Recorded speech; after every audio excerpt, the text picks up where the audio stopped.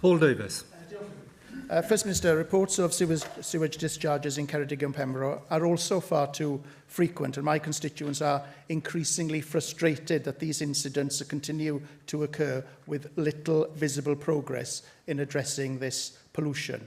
Now, as well as tackling these discharges and storm overflows, urgent action is also needed to improve our water infrastructure to prevent these incidences from recurring. Now, as you're aware, West Wales is home to many blue flag and green coast beaches, and it's vital that these water quality standards can continue to be met so that our coast can be enjoyed by local residents and indeed visitors to the area as well.